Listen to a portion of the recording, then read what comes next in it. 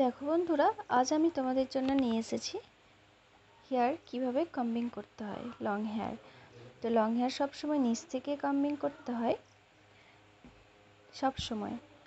আর ভেজা চুল কখনো কম্বিং করতে নেই, যখন হালকা হালকা শুকায় তখন কম্বিং করতে হয়।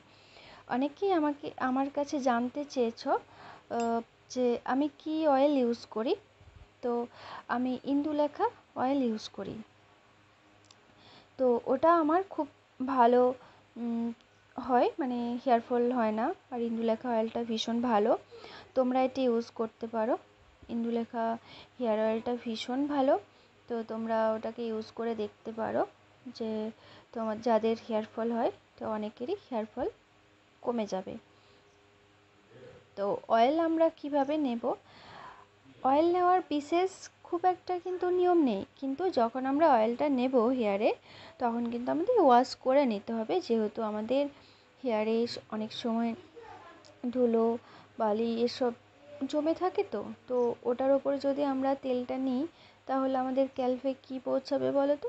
ধুলোবালিটাই কিন্তু আমরা যখন ম্যাসাজ করবো ওই নোংরাটাই ক্যালভে গিয়ে পৌঁছাবে। এর ফলে আমাদের হেয়ারের লেন্থ হবে না, হেয়ার গ্রোথ হবে না, কোনো কিছুই হবে না, তাই না?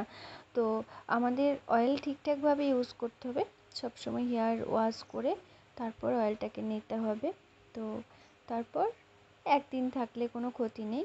তো কেউ যদি ভাবে যে আমার অসুবিধা হচ্ছে, তো সেখানে মিনিমাম 2 ঘন্টা রাখার পর ওটাকে ওয়াশ করে দিতে পারে। তো আমরা যখন হেয়ারে অয়েলটা নেব, অয়েল নেওয়ার আগে আঁচড়ে নেব, এরপর খুব সুন্দরভাবে ম্যাসাজ করব আমরা যেভাবে হেয়ার ম্যাসাজ করে থাকি। তো ম্যাসাজ করার পর আমরা বারবার কিন্তু আঁচড়াবো না, একবার আঁচড়ে নেব। তো আঁচড়ানোর পর ওটাকে আমরা খোপা বানিয়ে রাখতে পারি, বিনুনি করে রাখতে পারি, যার যেটা সুবিধা সে সেভাবে ওটাকে একদম গার্ডার দিয়ে লক করে দিতে হবে, বারবার আঁচড়ানো যাবে না।